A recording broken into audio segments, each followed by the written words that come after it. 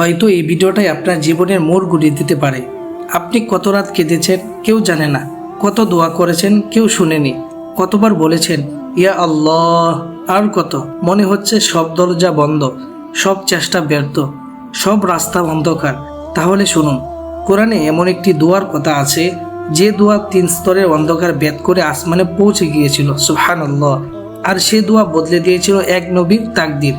হযরত ইউনুস আলাইহিস সালাম, তিনি ছিলেন গভীর সমুদ্রে, একটি বিশাল মাছের পেটের ভিতরে। চারদিকে অন্ধকারের পর অন্ধকার, কোনো মানুষ নেই, কোনো উপায় নেই, কোনো পরিকল্পনা কাজ করবে না। সেখানে শুধু একটি জিনিস কাজ করেছিল, একটি দোয়া।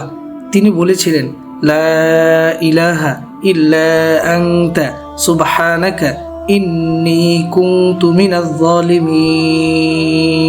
এই দোয়ায় কি আছে জানেন? প্রথমে তাওহীদ, তুমি ছাড়া কেউ নেই। তারপর আল্লাহ তাআলার পবিত্রতা ঘোষণা। তারপর নিজের ভুল স্বীকার, কোনো অভিযোগ নেই, কোনো প্রশ্ন নেই, কেন আমার সাথে এমন হলো, শুধু আত্মসমর্পণ। এই ঘটনা এসেছে কোরআনুল কারিমে। আল্লাহ সুবহানাহু তাআলা বলেন, আমি তার ডাকে সাড়া দিয়েছি এবং তাকে দুঃখ থেকে মুক্তি দিয়েছি। আর এইভাবে আমি মুমিনদের মুক্তি দিই। শুনছেন? এইভাবে আমি মুমিনদের মুক্তি দিই।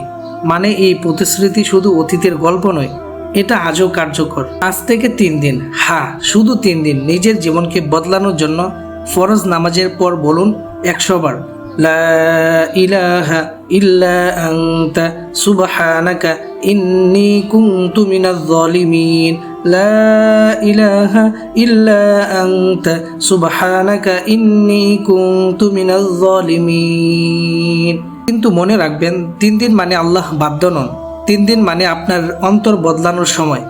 আর যখন অন্তর বদলায় তখন তাকদিরও বদলাতে পারে ইনশাআল্লাহ।